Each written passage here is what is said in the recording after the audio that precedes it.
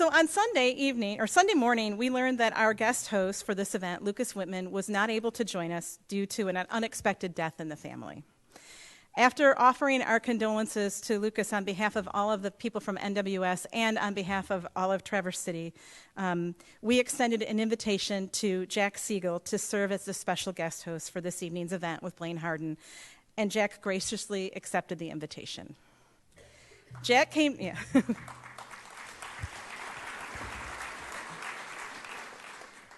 came to Traverse City in 2010 after a distinguished career as a senior U.S. and NATO diplomat. Among his career highlights, Jack served as the National Security Counsel in the Clinton White House, focusing on nuclear non-proliferation efforts. As many of you know, he also served as the senior political advisor to the NATO commander responsible for Afghanistan. And he also has been the chief of staff to the Undersecretary of State, and he and his wife Karen both represented the State Department on U.S. arms control delegations in Geneva. Overseas, Jack served in Botswana, Greece, Israel, Palestine, and Russia. And after serving in Moscow, he and Karen opened the first Western diplomatic mission in Central Russia. In the military, Jack served 2 tours in Vietnam with the 4th and 25th Infantry Divisions. He lives here in Traverse City, where he teaches at Northwestern Michigan College, and he and his wife Karen co-chair Traverse City's International Affairs Forum, who are co-sponsoring this evening's event. We feel incredibly fortunate that Jack is able to join Blaine Harden on the City Opera House stage this evening. Blaine Harden is an author and a journalist who reports for PBS Frontline and contributes to The Economist. He worked for the Washington Post as a bureau chief and correspondent in Africa, Eastern Europe, and Asia, as well as in New York and Seattle. He was also a national correspondent for the New York Times and a writer for Times Magazine. Blaine's journalism awards include the Ernie Pyle Award for coverage of the siege of Sarajevo during the Bosnian War, the American Society of Newspaper Editors Award for non-deadline writing, and the Livingston Award for international reporting. His most recent book, Escape from Camp 14, is an international bestseller that has been translated into 22 languages, and it was named the best book of 2012 by the Christian Science Monitor, Financial Times, South China Morning Post, Slate, School Library Journal, and Huffington Post Canada. Escape from Camp 14 was recently featured on 60 Minutes, and Harden himself appeared on Face the Nation just this past Sunday morning, just a few hours before boarding the plane and flying here to Traverse City. Since arriving in Traverse City, we've been keeping him very busy with multiple media appearances, and yesterday afternoon he taught a master class to our Front Street Writers students. And I also happen to know that despite the fact that he attended both Gonzaga and Syracuse, he was at the State Theater last night rooting for the Michigan basketball team. So ladies and gentlemen, please join me in welcoming both Jack Segal and Blaine Harden to the City Opera House stage.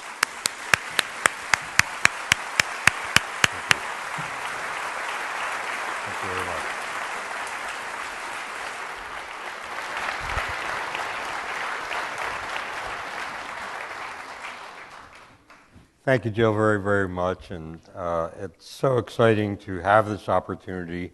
I could feel like the second person to be asked to go to the prom, but I am really privileged to be here on the stage with Blaine Harden and to have had the opportunity to spend the last 48 hours with him. We did suffer through something at the State Theater last night, but I would say that it's really been an honor to talk to Blaine and to get a chance to know him, and I think you're in for a real treat tonight. The idea of writing a nonfiction book that is of some importance is always the dream of a writer. To write a book that finds itself into the headlines now, today, that has organizations, the news organizations and bloggers contacting you to get in touch with you right now because you are dealing with a subject that is of primary importance to our nation and to this world is really an exceptional case and an exceptional opportunity. And Blaine Harden has done that. The story of Shin Dong-hyuk is such a unique story and such a tragic story, but it's also a story that ends with a bit of hope at its conclusion, and hopefully for the rest of his life. Now, we are faced with a situation, and I want to try to divide this discussion tonight into some coherent parts. So we have really an international element to our evening tonight, and Blaine Harden is an expert at that as well. And so before we get into the story of the book that he has published and has been so successful, I'd like to pick Blaine Harden's brain about what is going on. We have a young leader in South Korea, and we have a young leader in North Korea, and we have a highly dangerous, to me, escalating situation. And I wonder if you could try to help our audience see this situation from the perspective of the people of Korea, who you know so well. So Blaine Harden, please. All right, I will try. And I think I should say at the beginning is that I don't know what's going on, and no one really knows what goes on with the North Korean government. But I think I can tell you some things that might give you a framework to understand what you're hearing in the news and maybe calm you down a little bit about what you would hear on the Situation Room with Wolf Blitzer. What I think is happening, it's an extreme case, but it's not different than the kind of threats that North Korea has been making for decades. And they make threats for a number of reasons. With the United States, they've made threats about nuclear bombs and long-range missiles. And the pattern had been they would make a lot of really scary threats, and then U.S. diplomats would meet with them, and they would get some kind of reward for not being as bad as they said they would be. And those rewards have included concessional aid, food, the construction of a light water reactor for electrical energy made from nuclear power. It never was completed, but it was started as one of these patterns of threats and rewards. So that's gone on for years. About 2 years ago, Defense Secretary Robert Gates said, no more. We're not going to buy the same horse twice. And since then, the Obama administration has been quietly not rewarding threats. And this, whether it's good policy or not, that's what's going on. And so just in the past 3 or 4 weeks, the threats have escalated to the point of almost one a day, sometimes several a day. And today's threats are the North Koreans have told all non-Koreans to leave the Korean peninsula. They've also stopped all tourism to North Korea, which had been a good source of hard currency for them. And they also finally announced that they're closing the Kaechon industrial complex, which is a big cluster of about 150 South Korean companies that operate just across the border in North Korea, taking advantage of low labor. And this had been incredibly successful for North Korea. It provided 53,000 good jobs in a country where there are very few good jobs. And it injected about $100 million into the North Korean economy. And much of that went directly to the government. So today they shot themselves in the foot and closed this place down. But does that mean there's going to be war? It doesn't seem so. There's no mobilization of their big $1.1 million person army. They're just not moving into battle positions, and the country is surveilled very well by satellites. So it just doesn't seem they're doing that. They may launch another missile as early as tomorrow over Japan.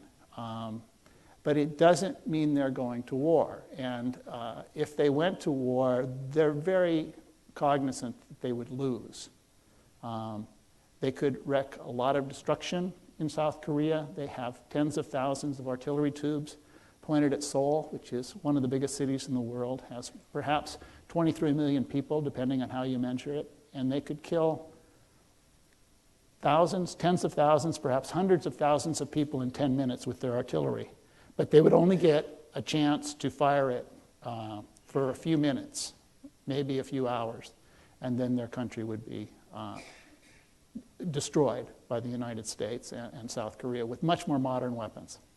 So it seems to be a game of bluster and bluff. And I think that's the way to understand it until something dramatically changes. Now, there's one more element that I think you should really think about when you think about North Korea. And this is never mentioned in the press. And it should be. I think it's a big failing. It was a failing when I was writing these stories, and it's a failing now. The people of North Korea are genuinely afraid of the United States, particularly of the United States. And they do see it as a great threat to their existence. And the reason is, there are two reasons. One, there's a historical record. And two, it's the power of propaganda in an isolated country. Between 1950 and 1953, this is the time of the Korean War, Korea started that war by invading the South. North Koreans think the war started when the United States invaded the North. They still believe that. And if they're told otherwise, they often get in fights. So they're misinformed, but they are accurately informed about the ferocity of the American bombing campaign during that war. And surveys after the war found that 85% of the buildings in North Korea were knocked down or burned by American bombs. A lot of napalm. More than 1 million North Koreans, civilians, were killed by American bombs during 3 years of almost relentless bombing. And everybody's got a grandma in North Korea who was killed by an American bomb. And that's real. And it's part of the way their brains work to think about the United States. And it's been an incredible propaganda gift to the North Korean regime because it's real and the country is isolated from outside information. They're still at war with South Korea. There's no peace between those countries. There's an armistice, but no peace. And the savagery of that American bombing campaign is reinforced almost every day in state propaganda. So people genuinely fear and some genuinely hate the United States. And this is good business for the Kim family dynasty that runs the place, because what it does is it legitimizes the awful state of the country. People who live in North Korea live in the dark, mostly. A third of them are chronically hungry. Perhaps 20% are stunted, actually shorter than South Koreans because they've been hungry all their lives. There's cognitive impairment for lots of people because they've been hungry when they're in their mother's tummy. It's a terrible life for them. And if the regime can tell them that the reason things are so terrible is because of those American bastards, it makes life more bearable, it makes life make more sense, and it gives the regime the legitimacy that it needs, not only with the people, but with the elite in Pyongyang. So that's I think, a way to think about North Korea that will really help you to understand the headlines.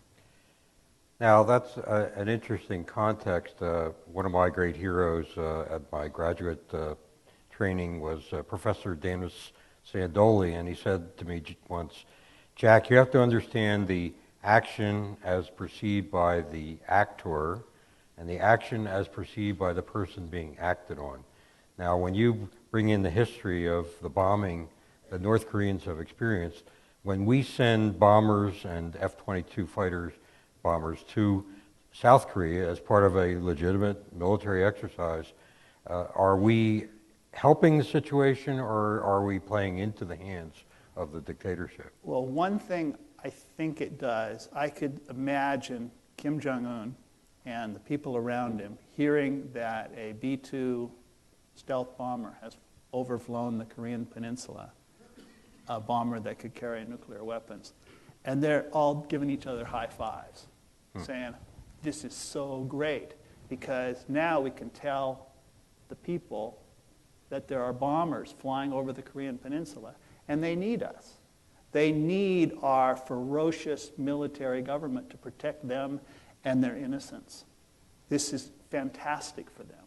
And I think that last week, the Obama administration realized that they were a bit tone deaf in the symbolism of this sort of big-time saber rattling, and they have backed off. Over the weekend, the Obama administration decided to cancel a test launch of a Minuteman ICBM, intercontinental ballistic missile. It had nothing to do with Korea. It was just a routine test of our weapon systems, but they canceled it because they didn't want it to be interpreted and played into this narrative that props up Kim Jong-un. Well, that's very reassuring, and when tensions are as high as they appear to be, it's important that we not allow for misunderstandings or misinterpretation of our actions. But in watching the news lately, when they interview people on the street in South Korea, they seem all very laid back and blasé about this.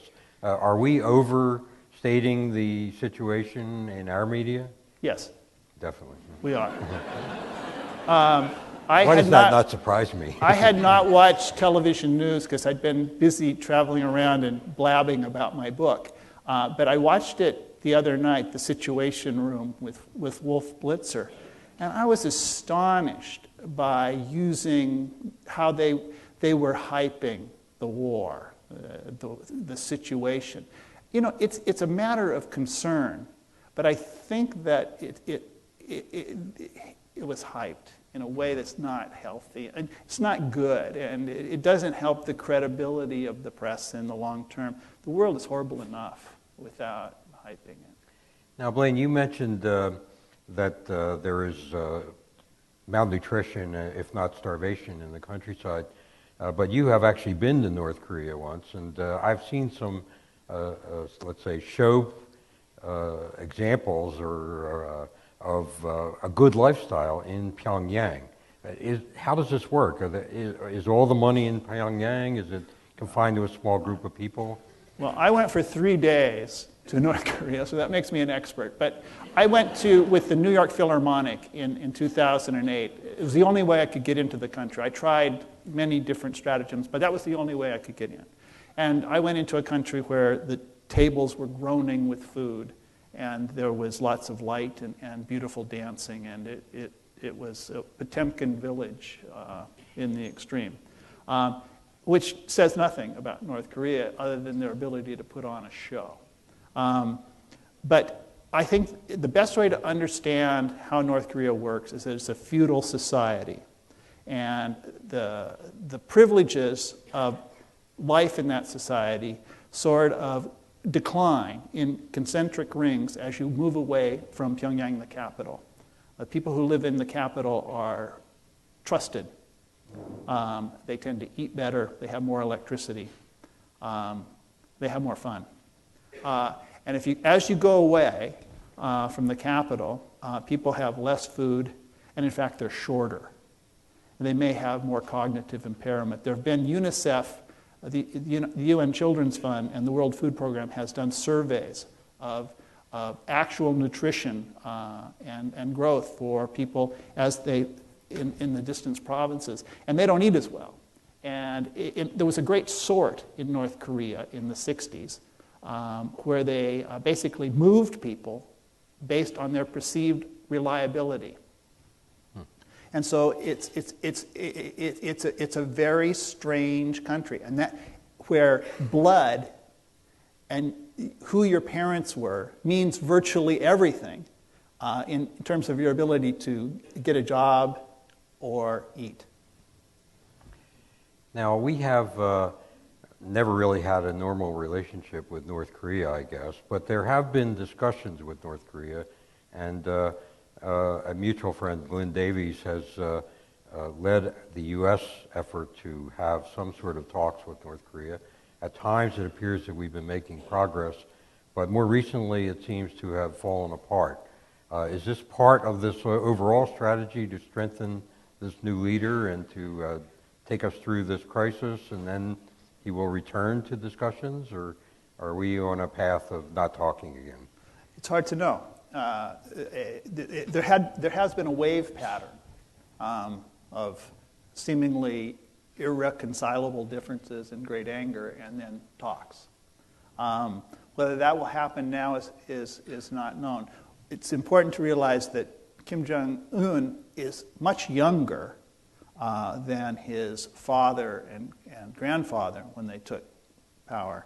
He's also much less well prepared.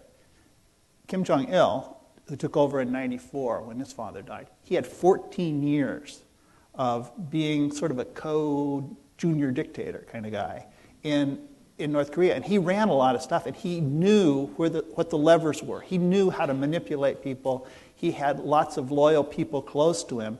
So he was confident in how to run the country. And of course, when he took over, the country completely collapsed. There was the collapse of the Soviet Union, which had been, until the early 1990s, the sugar daddy for North Korea, buying their shoddy goods and providing them with free or virtually free fuel and fertilizer. Russia, after the Soviet Union disappeared, stopped doing that. And while on Kim Jong-il's watch, 1 million people starved to death in North Korea, which is the worst famine in a modern industrialized country in history. But he survived that, in part because he was well prepared. Kim Jong-il named his third son, Kim Jong-un, who is 29, I think, maybe 30, just a few months before he died of a heart attack. So the kid is callow. He may not know who he can trust. And that may explain his hyper-threatening behavior. And it also gives one reason to pause is will the patterns hold? Is he so callow, so ill-prepared, or maybe is he not as smart as his father and grandfather? Because the idea was that the North Koreans are crazy, but the leadership is not crazy. They are coldly rational, protecting their own best interests. But it's not known how smart, how skilled this kid is. And we'll see.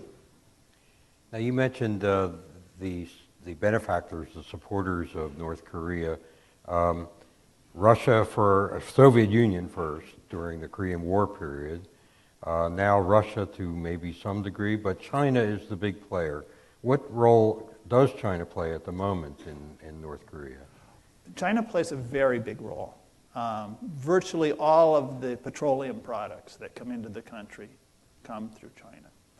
Most of the food, most of the manufactured goods, most of the stuff that makes life possible comes through China. So without China, North Korea would not make it. China does it because they want a buffer between themselves and a U.S. allied South Korea, which is a dynamo. It's also good to know that there are several million ethnic Korean people living on the Chinese side of that border with Korea, whose are not sharing in the same prosperity as many other Chinese across the country, and who may in fact identify, maybe want to be part of a U.S. allied, highly prosperous Korean peninsula, which is a concern for China in the long run. So they have put up with the erratic behavior of this buffer state, because they think that's good business for them. But China's real business now is trade. And North Korea is acting so disruptive and that it's bad for business. And just on Sunday, the new president of China scolded Kim Jong-un and told, he didn't mention him by name, but he clearly told him to cool it. And maybe he is cooling it, but cooling it with threats in the past couple days. Now, you have 3 books to your credit, Africa, Dispatches from a Fragile Continent, A River Lost, which we have copies of in the lobby, and now your latest book, The Escape from Camp 14. You were a distinguished journalist with a terrific track record in that field. What led you to go to writing this particular book? How did you make that move? Well, I would like to say it's because of my wisdom, but I had a foreign editor. His name's David Hoffman, and he asked me to go to Northeast Asia. I was living in Seattle writing about the American West for the Washington Post. He said, I want you to go there and I want you to tell me new, fascinating stories about North Korea. So I went, and after 5 months, I had written a number of fascinating stories about life in Tokyo, where I happened to live, which is a very nice place. And he flew out, and we had lunch, a scary lunch for me. And he said, I told you to write about North Korea, and if you don't want to write about North Korea, I'm going to bring you home.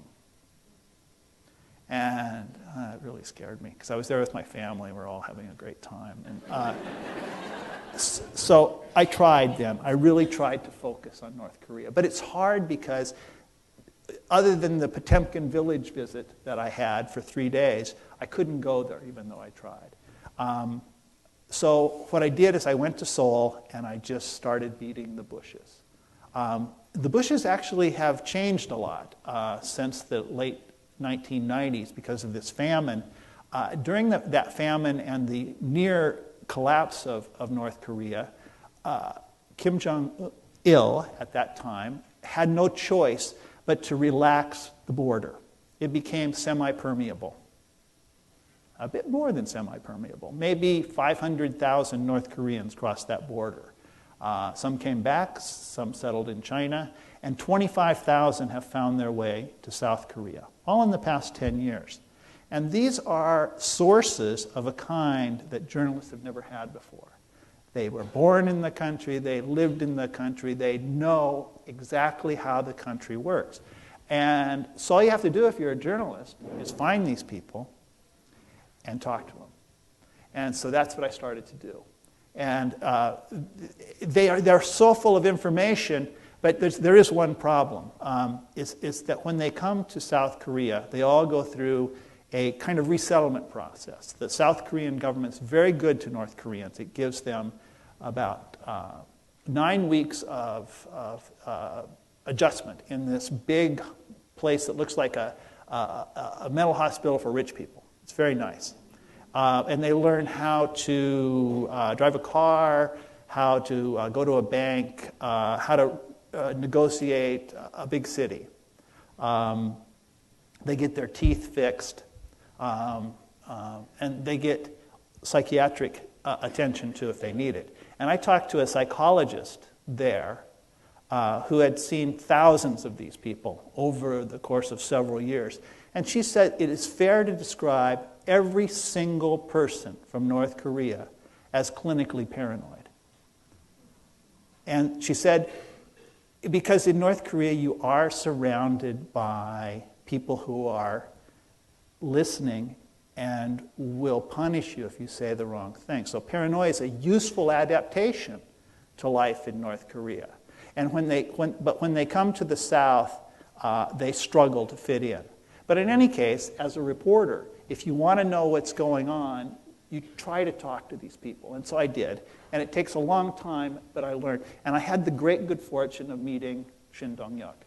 He had been there for a year and a half when I met him in December of 2008. He'd written a short memoir that the people of South Korea utterly ignored. And he was running out of he was beginning to run out of the stipend that South Korea gives to all North Koreans.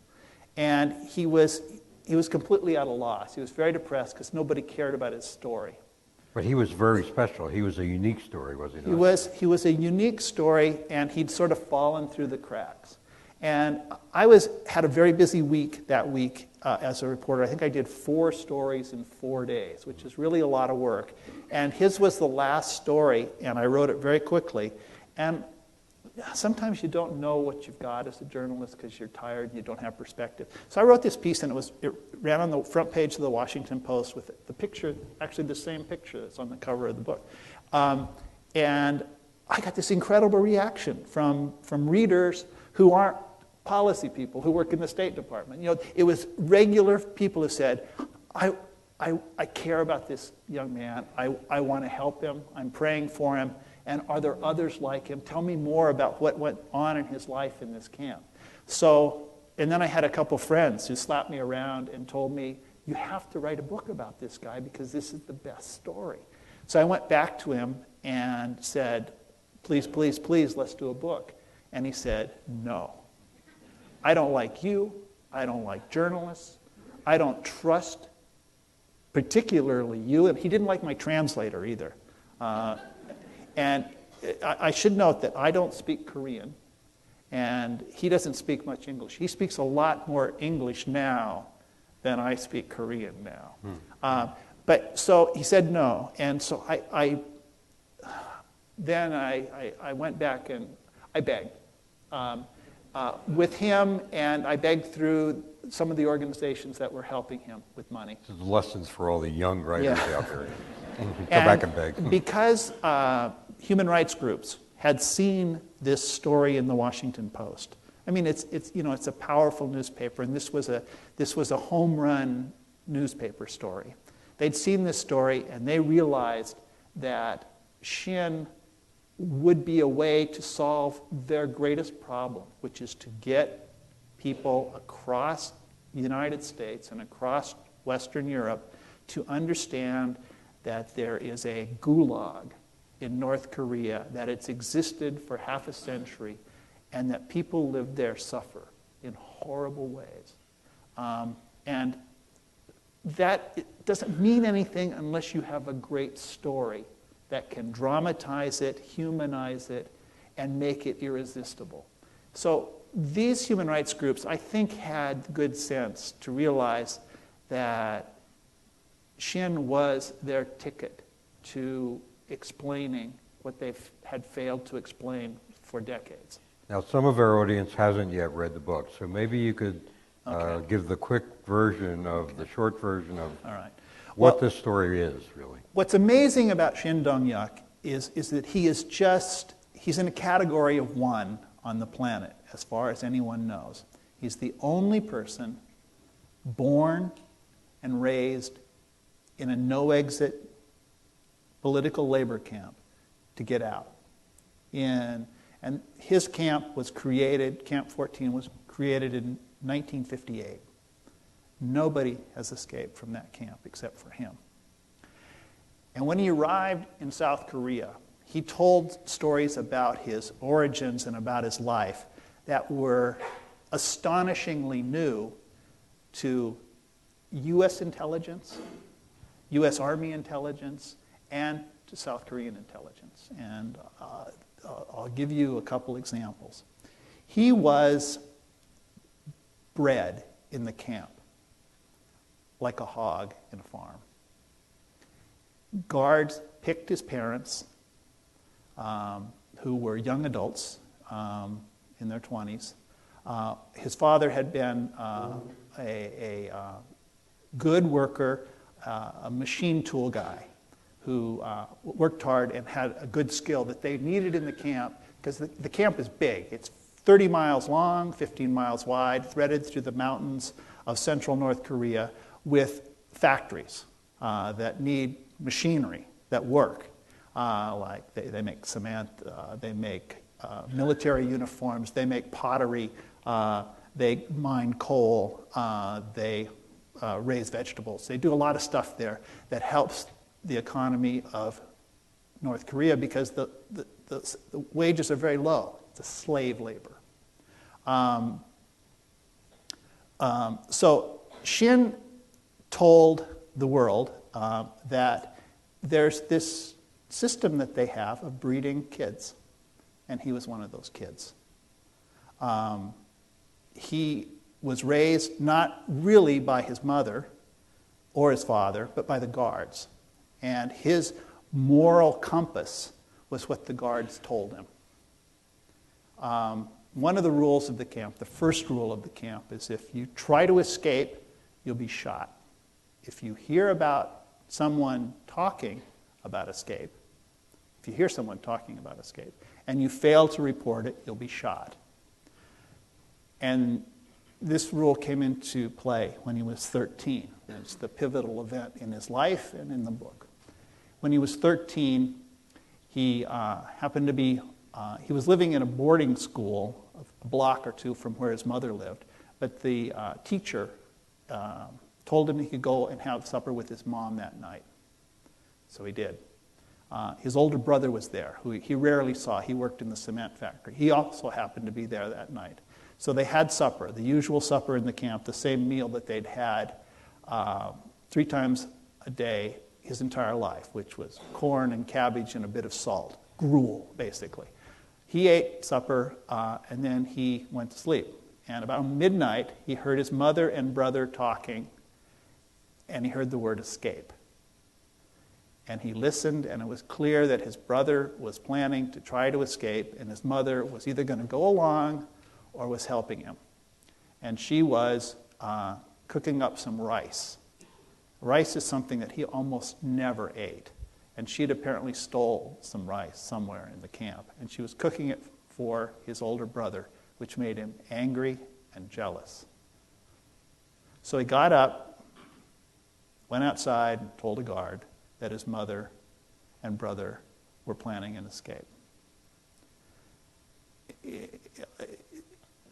What happened then was his mother and brother were taken to a prison inside Camp 14.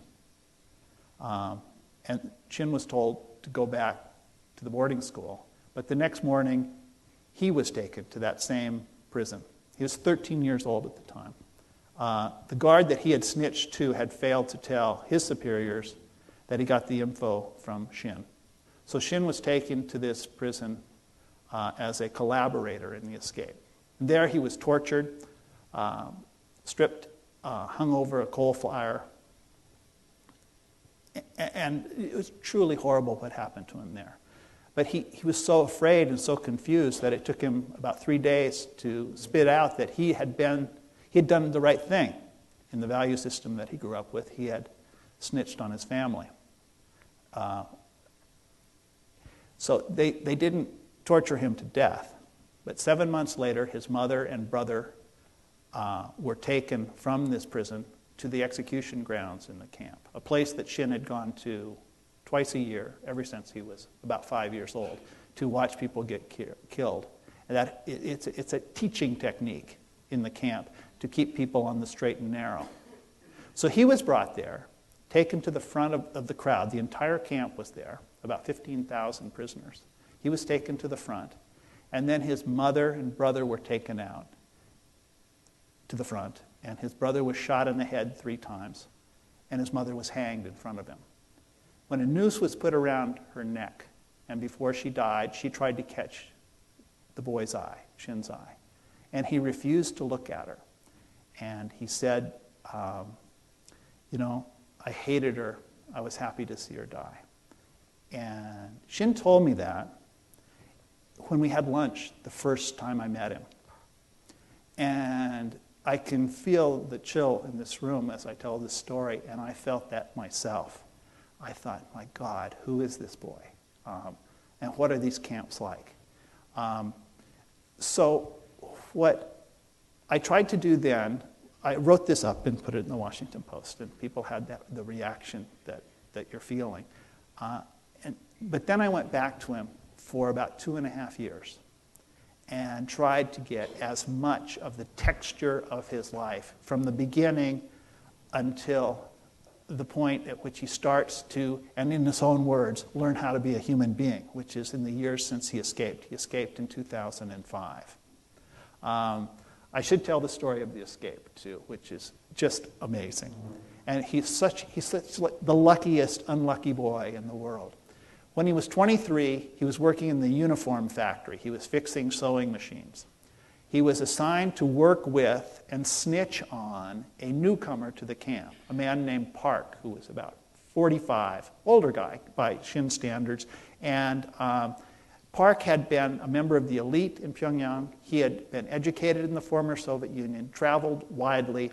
He basically was a well-informed citizen of the world. Shin had never met anybody remotely like that who would talk to him.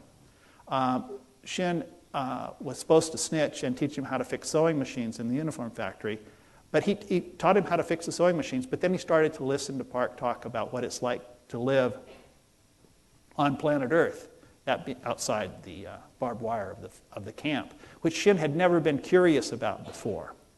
Park told him that, broke the news the world was round, told him about the existence of China, the United States, television, radio, whatever. And but he also said that if you get out of here, if you go to China, you can eat grilled meat. Shin started to dream about eating grilled meat. And it changed him utterly. He felt that he could not live in the camp anymore. He had to get out. So he asked Park to escape with him. Park agreed, although Park was scared. On January 2nd, 2005, in dusk, they were assigned to go out to the edge of the camp, near the barbed wire electrified fence that surrounds the camp, to gather firewood. At dusk, Shin said, "Let's go." And he grabbed Park's hand and they ran towards the fence. Shin was to have gotten there first, but he slipped and fell in the snow, fell on his face. Park got to the fence, shoved his body in between the first and second strands of the fence, and was electrocuted. Shin could hear sizzling things, and he could smell his body. But he didn't hesitate. He crawled over his friend's body and ran off. I should mention that he was also terribly burned because his legs caught the bottom wire just as he was getting through. So he suffered some severe electrical burns. But he was young and he was adrenalized and he was excited and terribly afraid, and he ran off. And what's amazing is that within 30 days, he was out of North Korea. When he went through that fence, he really didn't know which way was north. His Mr. Outside guy on the escape was dead on the fence. But Shin is very smart, his timing was very good, and he got out. It's an incredible story that there is such a place today in this world that where a child would grow up so completely isolated like that. To call him lucky, I guess, is a stretch, but what really strikes me about that story is that it's not that long ago that he got out. Has anything happened to these camps since then? Are they waning away the way some communist regimes have reformed themselves? What's truly nauseating is that Camp 14 has expanded in the past 2 years. And that's not based on my subjective judgment. It's based on satellite imagery. The new images came out about a month ago, and they showed that there's been about a 20-25% increase in the geographic scope of the camp. They've just sort of put a big hunk of, put it inside barbed wire. There's another camp, Camp 25, that I don't know much about. It's doubled in size in the past 2 years. So the system is not melting away. What's interesting to know about North Korea is there's never been a totalitarian state with the same longevity. Hitler's Third Reich, I think, lasted for 12 years. Stalin's Soviet Union was about 25 years. And Mao's China was about 33 years. North Korea, the system that exists now, has been there for 65 years, almost without any change in the way it functions.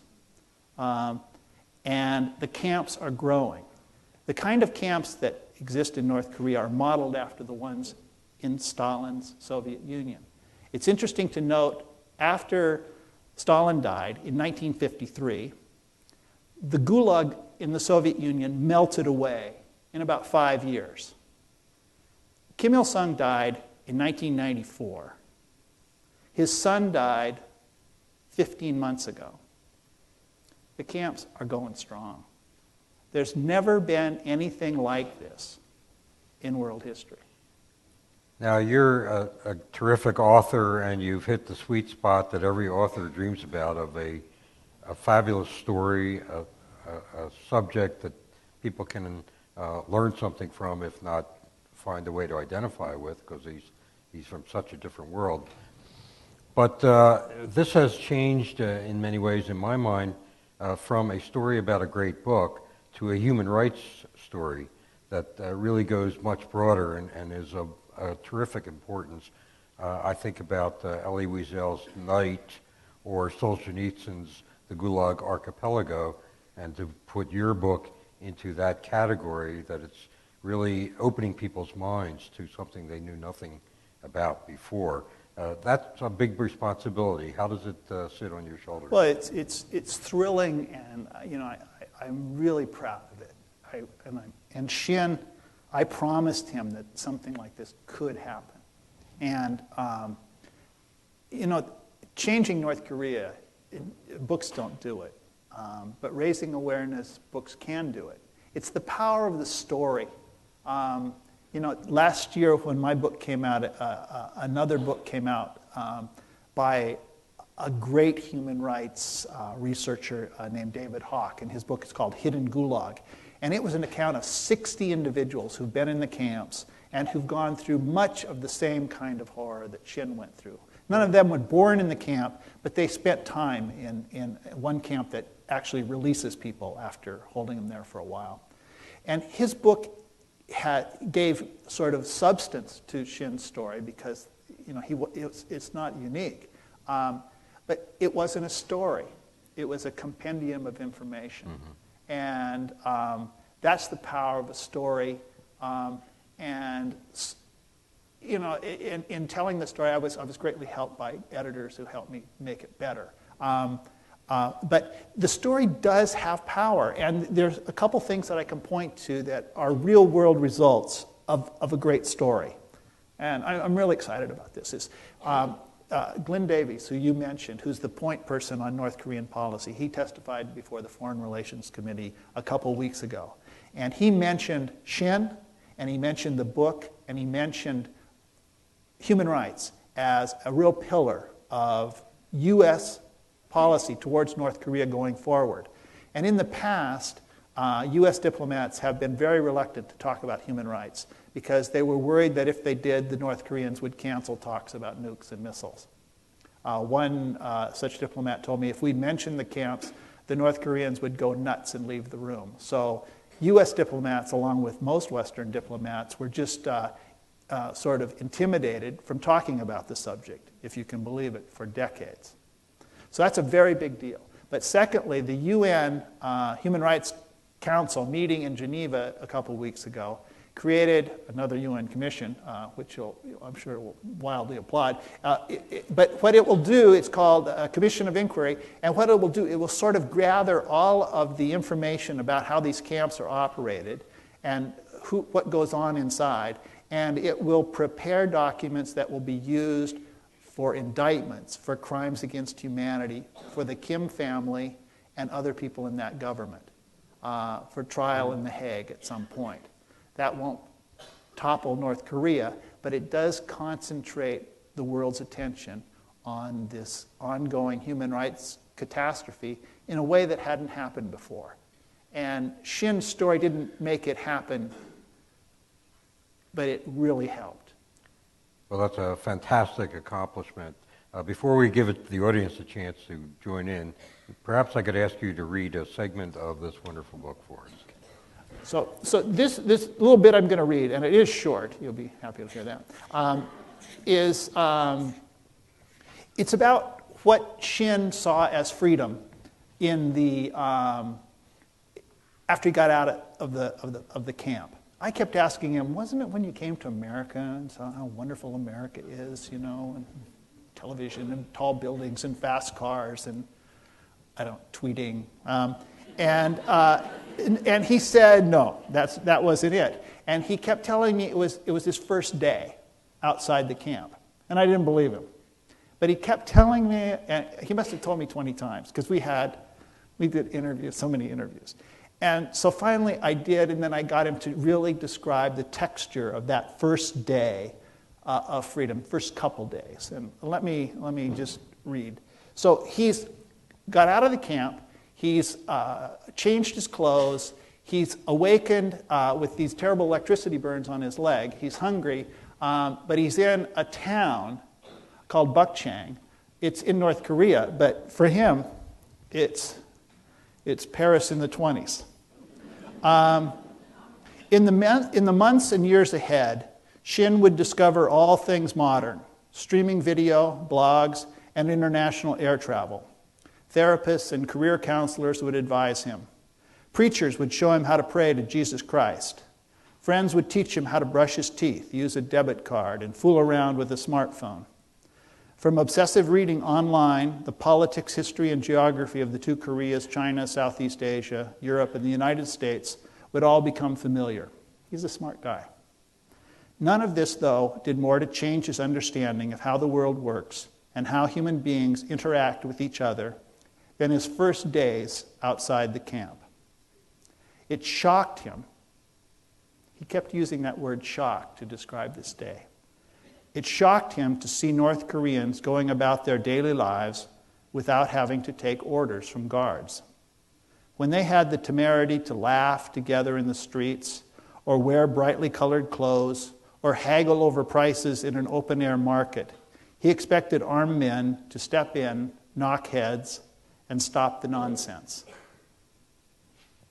It was not meaningful to him that North Korea in the dead of winter is ugly, dirty, and dark, or that it is poorer than Sudan, or that taken as a whole, it is viewed by human rights groups as the world's largest prison. His context, his unique context, had been 23 years in an open-air cage, run by men who hanged his mother, shot his brother, crippled his father, murdered pregnant women, beat children to death, taught him to betray his family, and tortured him over a fire. He felt wonderfully free, and as best he could determine, no one was looking for him.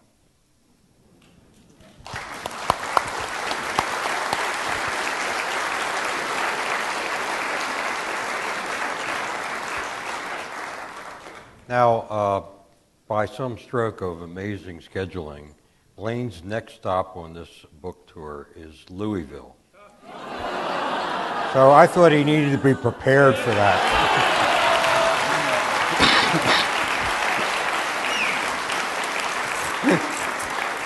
So I'll wear the hat for the rest of it.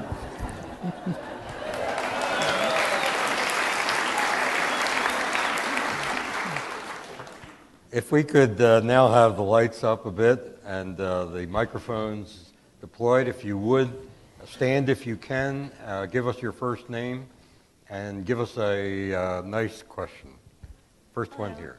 Hi, Blaine right here. Oh. Hi, I'm with the Traverse City Ticker, which is a local media outlet here in town, and we asked our readers and our staff to submit questions to ask of you, and this is one of the ones that we chose. Shin had originally, when he was telling his story, omitted the fact that he had disclosed to the guards the escape plan, and he was actually partially responsible for his brother's and mother's execution. That came out later after he had told the story many times. So the question was, why did he finally decide to disclose that to you, and how did that change your relationship with him? Well, he lied about it. He lied about it for about 4 years. When he got to China, he spent about a year as a cattle herd, and then he traveled across China, and with another stroke of great good luck, he found his way to Shanghai and met a South Korean journalist who took him to the Korean consulate in Shanghai, where he got diplomatic protection. But he stayed cooling his heels in that consulate for 6 months before he was flown to Seoul. And during that time, he was counseled by, I think, some doctors there to start keeping a diary because they could see that he was post-traumatic shock syndrome kind of kid. And so he started keeping a diary, and he started thinking about what his life would be in South Korea. And he decided, as I said, he's very shrewd about how to preserve his own self. He decided that for the sake of self-preservation, that he would omit the part about ratting out his mom and brother, because he thought that the South Korean police, South Korean security people might arrest him, and if the public found out what he'd done to his mother, they would think he was a monster. So he kept it quiet. He lied to me, and in that first interview I had with him, and I put that lie in the newspaper without knowing. And then in August 2010, when we were in Torrance, California, in Southern California, and we were at the end of the interviews, I was just ready to start really writing the book. He said, I have to tell you something. And so he said, I was one of those mean people in the camp. I was one of those people who betrayed somebody else so I could get some more food and get an easier job. And the reason I'm telling you is because I'm now surrounded by people who I trust, and people who are good to me, people who've given me so much, and I feel I owe them the truth. And I don't think he told me because he felt he owed me the truth, but he was starting to get the impression that this book was going to be a fairly definitive statement about his life, and I think he thought that he should correct this. And when he said that I lied to you about this, it made me so nervous, it made me so upset, because this is a strange book to write, because I couldn't go to Camp 14. I couldn't interview anybody there. So it's very difficult to know if he's lying about everything. And it made me very nervous. But so I asked him what else he was lying about, and he said, this is what I lied about, and I made this decision. And so then I had to go back and say, am I going to throw this book out? Is this all just a bunch of garbage? And I thought about it a lot, and I sort of went through this checklist in my mind, and I still think about it. But what I think is, I think his story is substantially true, and the reason for that, and I'll tick it off, and I think it'll make sense to you, is that his body. I mentioned the burns on his legs. Well, he has burns on his back from when he was tortured when he was 13. And he also has a partially severed finger, which was chopped off as punishment for dropping a sewing machine when he worked in the military uniform factory. He's also stunted from malnutrition, and his arms are bowed from childhood labor. And there are strange scars on his ankles from being hung upside down in handcuffs when he was in that prison. So he has the body of unlike any other that I've ever seen, and it perfectly fits the story he tells about his life. So that was helpful to me, trying to figure out, is he telling the truth? And as I mentioned, there are 60 individuals now who've been in these camps and who've given detailed accounts of camp life in separate interviews over the past 15 years. And the people who've done those interviews with those 60 people have also done detailed, in-depth interviews with Shin. Not in my presence, but in other venues. And his story is utterly consistent with, although deeper than, everybody else's story, simply because he was born there. He knows more because he was a little kid there. which was also very comforting to me. And the people who did these interviews, they really believed Shin. They believed him implicitly, not only because of the facts that were at his command about how the camp works, but because of his psychological affect, the look in his eye, the post-traumatic stress syndrome symptoms, and his strange stature.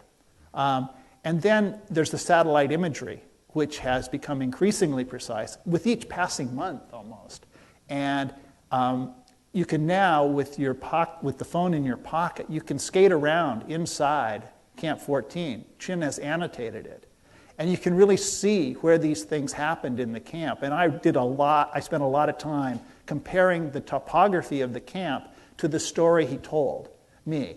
And it tracked so closely. And then finally, after the book came out last summer, I stumbled across a guy from U.S. Army intelligence who interviewed Shin within a few days of his arrival in South Korea. And he said that unlike any other camp survivor that he mentioned, Shin never, because he'd been following Shin's story for a number of years after that, he never exaggerated a single thing that he didn't say in that first interview. The only thing that was different about his story was ratting out his mom and brother. So in the book, I try to present this unreliable narrator and draw attention to it and give myself some distance from Shin. I'm telling the story. The story is about him, and I try to introduce some doubt about the story that he tells, because I think that's a truthful way to present the guy. But in the end, I now really believe that he experienced the things that he experienced. And I might add, so does the U.S. government and governments around the world, which is comforting. And so does 60 Minutes, by the way, because they went and did a piece, and they hate to be hung out to dry with a phony story. So they did their own investigation, talking to intelligence people who are satisfied that this is as close to the truth about how the camps work as you're going to get. That's an amazing story. Now, while we're getting the microphone to the next questioner, if you get your hands up, perhaps you could tell the audience your connection to Twitter and John Green. Oh, well, Twitter has come. I didn't know anything about Twitter until I started promoting this book. But John Green is a young adult author. Some of people here in the room may know who he is, and he sold a ton of a book that I think it's called "The Truth in Your Stars." I think it's called. Fault in Our Stars. Exactly. The Fault in Our Stars, and he is a human being that seems to be composed of pure kinetic energy. And he's 35, and he is plugged into Twitter and social media, as well as being really a good writer in a way that I admire and I can never imitate. But he did a review of the book that came out this afternoon. And someone tweeted it to me, and then I tweeted it. And it's just all over, and it is so good. It brings up all of the moral dilemmas of being raised to be a snitch and betraying your family and then actually probably causing the death of your father by trying to escape. It's a wonderful 3-minute piece of video that I think takes book reviewing to a place where it may go in the future, which is in this incredibly energized series of images and thoughts. Anyhow, it's amazing. You should go check it out. I think you can go to @Blaine Harden, Twitter, hashtag, whatever it is, and find it, and it's there, and it's terrific. Now, if you never heard of any of that before, it won't matter. Yeah. Go ahead. After a background like this boy has had, I mean, what does he want out of life now? And do you think he will be part of any organized movement to keep the problems in the face of that government in the world? Yeah, that's what he does for a living now, basically, is he tries to influence organizations, human rights organizations. He was at the UN in Geneva. He was at this UN Human Rights Council met in Geneva, and he was there, handing out books, telling his story, being a lobbyist for the abolition of these camps. And he does that. He lives in Seoul now. He's moved back to Seoul, and he does webcasting. And he's handsome, and he's articulate, and he's very confident, and he's very good on TV. He has done the equivalent of 60 Minutes with every developed country in the world at this point.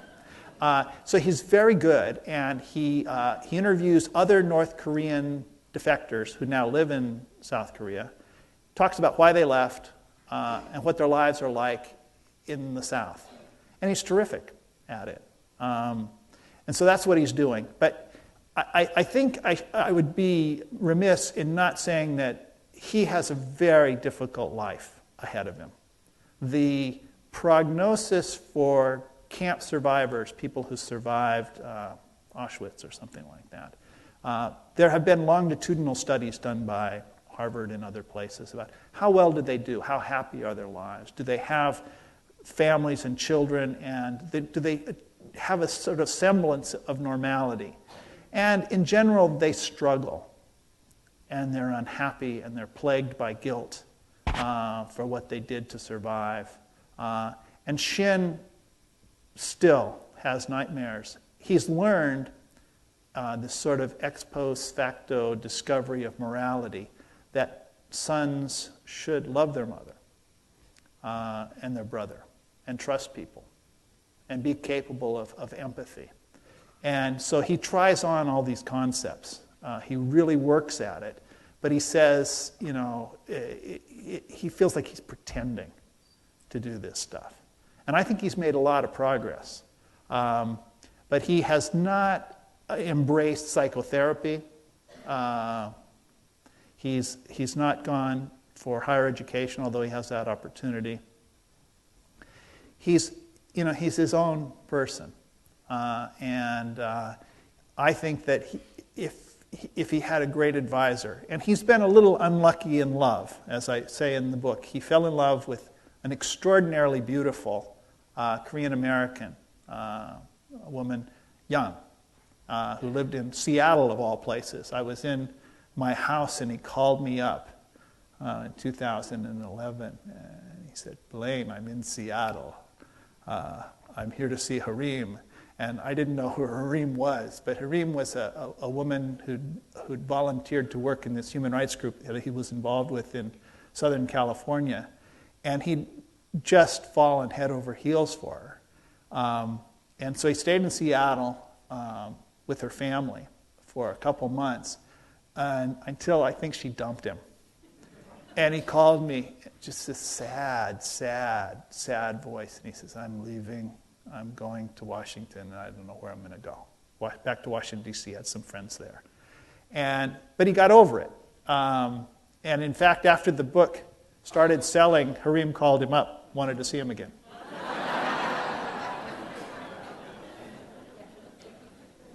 On his evening TV show, David Letterman was continually fond of referring to Kim Jong-il and his twin brother, mentally ill. Yeah. Which always got a laugh. Right. Jump ahead, and now we see his son, Kim Jong-un, sitting at a table with Dennis Rodman. Right. Does he have a clue as to how the world looks at that type of a situation? The Dennis Rodman encounter is a great puzzlement to me. But I think it's this simple, is that Kim Jong-un grew up, he had a little bit more Western exposure than his father and grandfather. He went to boarding school in Switzerland for about 4 or 5 years. And he played point guard on a junior high team, And according to some of his classmates, he had posters of Michael Jordan in his room, and he really liked the Chicago Bulls. And his father also was a basketball fan and a supporter. Everybody loved the Chicago Bulls, even the Kim family. I believe, although I'm not sure about this, that they invited Michael Jordan to come, and he was better advised than Dennis Rodman. And Dennis Rodman came and apparently thought that he might also have a chance to hang out with Psy of Gangnam Style, which leads me to believe that he might not understand that there's a North and South Korea. I'm sure he's aware of that now, but so Rodman did not go with, Senator Kerry said, as a diplomat, Rodman was a great basketball player. So, he probably realizes now that it was a terrible thing to do. But who knows? Well, we all know, those of us who saw Men in Black know that Dennis Rodman was really a poorly disguised space alien. Anyway, so maybe it was appropriate. Did we get the microphone up in the balcony? Yes, sir. My name is Ted, and I'm curious if you would be willing to comment on why Kim Jong-un is putting on this military display. Is it by any chance his insecurity vis-a-vis the military and their relationship with his father and grandfather? He's trying to sort of build himself up. It could be. It could be that. It seems as though he might be overcompensating because he feels insecure. But that's really speculation. Who knows why they do what they do? But what I said earlier about North Koreans really being, afraid of, angry at Americans, that's real. Because I've been told that by them. And there's real good reason for it. And it would just be so much better in the press coverage of North Korea if we didn't joke about it, because it's, we don't. Well, I guess Mel Brooks did, but these camps are just one of the great atrocities in our lifetime, and it's just not funny.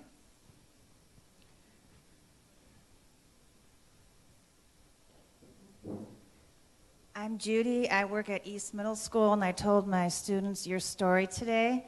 And we've just gotten done yesterday studying the Holocaust and Anne Frank and the Japanese internment camps, so this was excellent timing.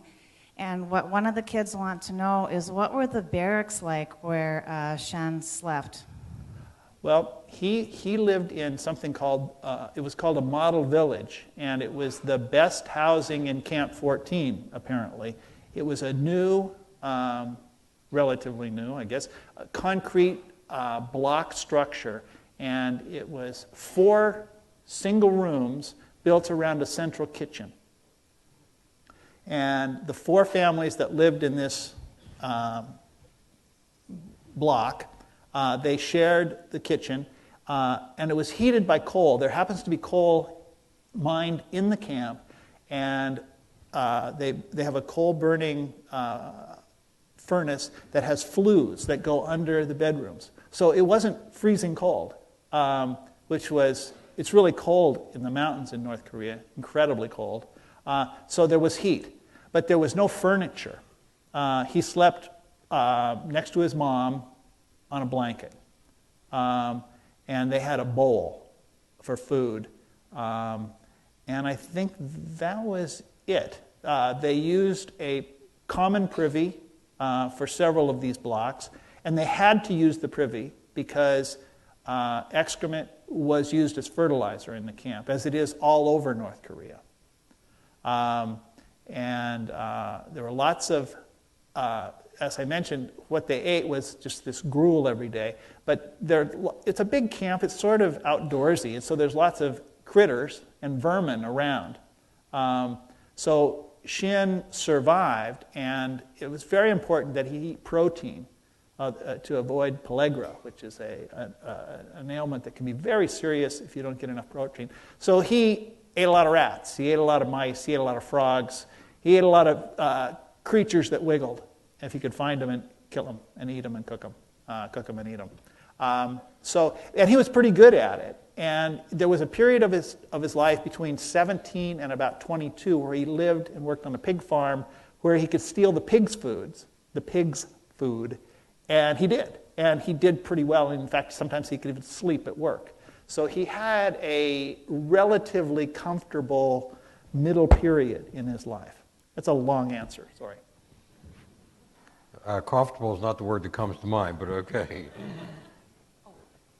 Thank you. Hi.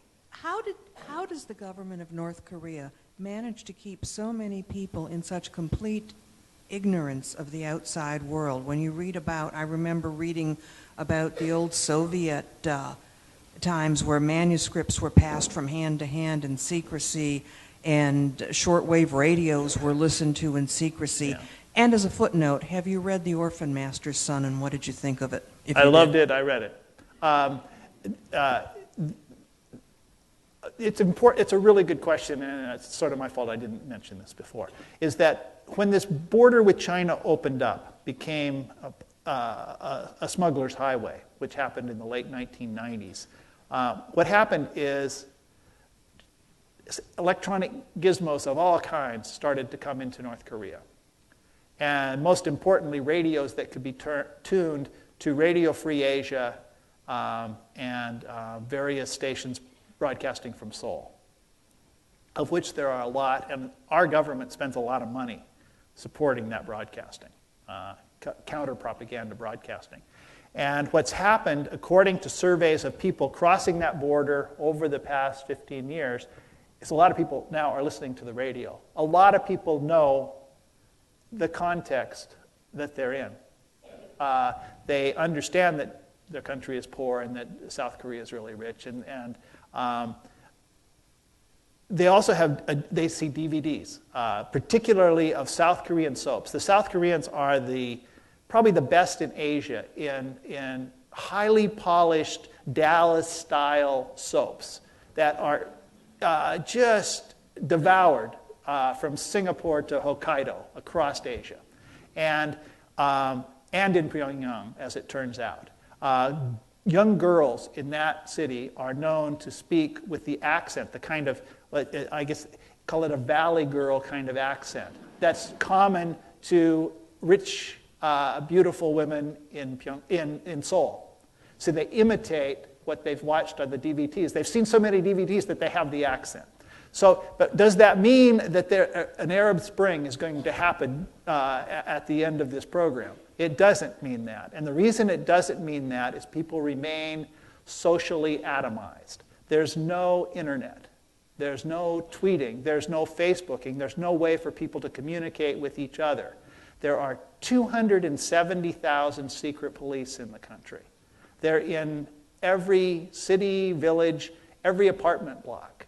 Parents are very scared about talking honestly about what they think about the government to their own kids. And kids the same way. And you'll remember, if you've read The Orphan Master's Son, the parents in that book, their son is a interrogator torturer for the state. And he comes and brings them supper in the evenings. And they're grateful for the food, but they're afraid of him. They're afraid to say what they think because he might take them to the torture place. And I think that that is an accurate, if slightly exaggerated, reflection of reality in North Korea, even though they're much better informed than they used to be. Time for a few more questions. Where are the microphones? I have one here. Okay. So, And Mr. let's Harden, still, what do we do now? What would be your advice to the Obama administration? Where should we go next? What should we be doing?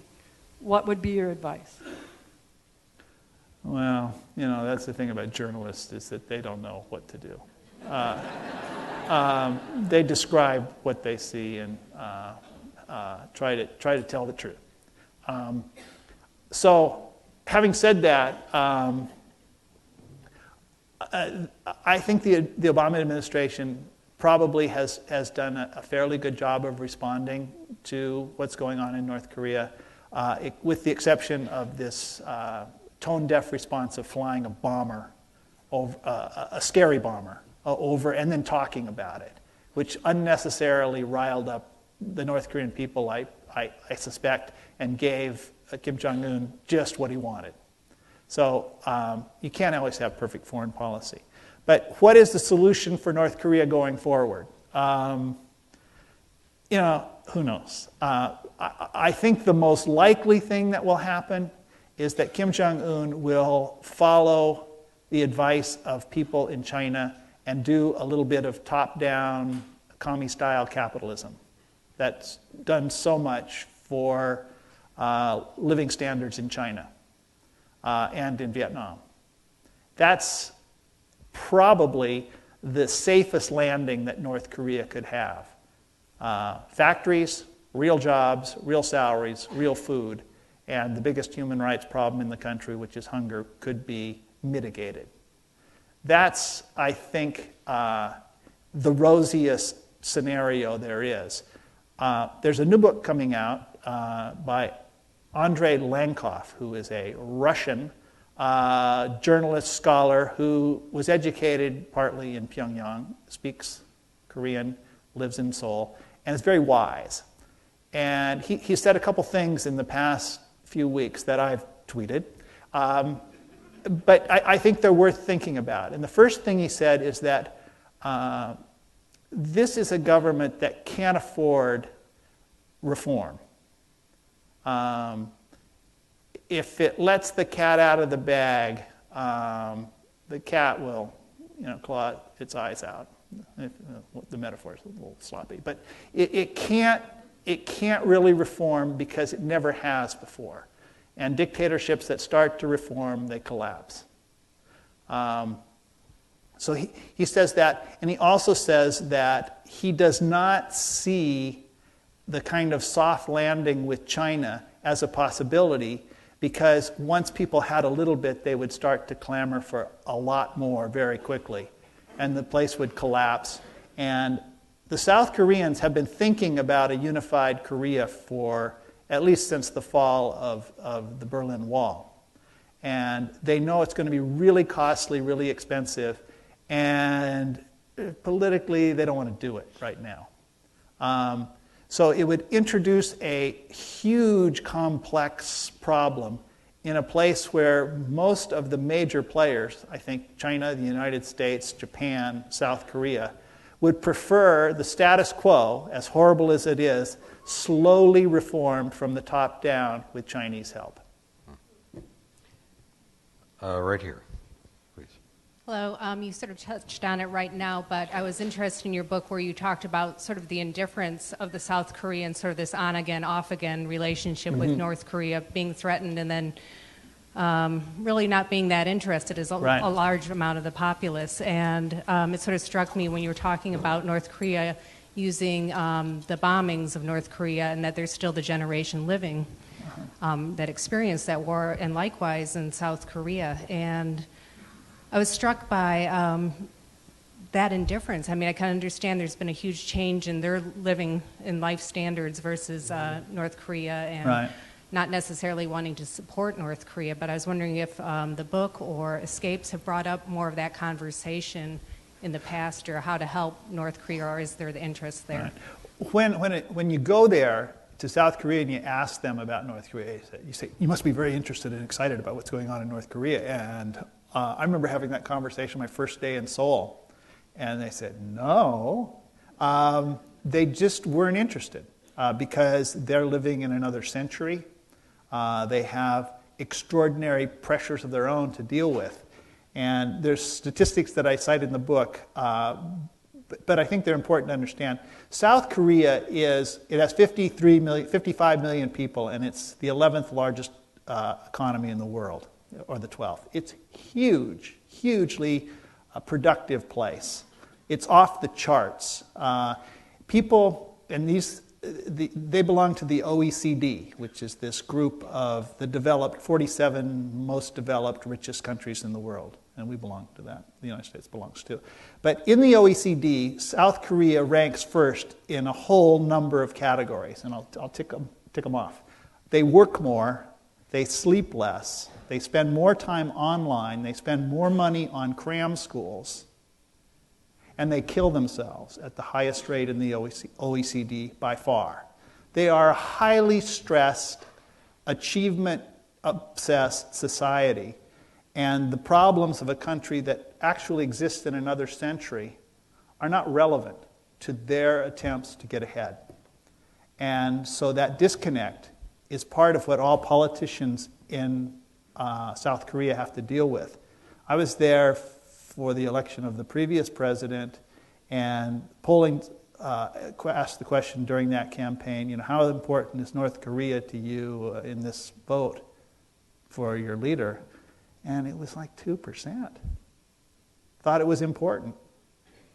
When they sink a ship or shell an island, that goes up, but it immediately goes down because they're focused on, they got bigger fish to fry than dealing with these 17th century feudal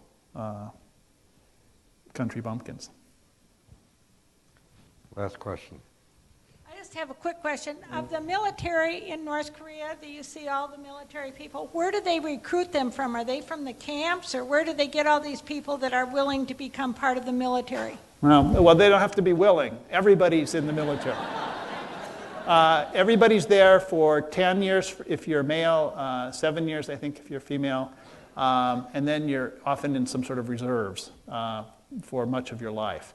They have 1.1 or 1.2 million people in arms out of a population of 24.5 million. It's a huge army. Per capita, I think it's the most militarized place on earth. They have the largest special forces in the world, twice as many special forces in uniform as the United States. Do they feed them? They try to feed them. And when the largest donor of food to North Korea in the past 20 years has been the United States. And a significant proportion of that food has been diverted to feed the army. And that seems terrible, but the army's hungry. And the army consists of a lot of poor folk who don't have any choice but to go into the army. The book is Escape from Camp 14. It's now out in paperback and ebook, and it will be soon published in Korean. Congratulations to Blaine Harden.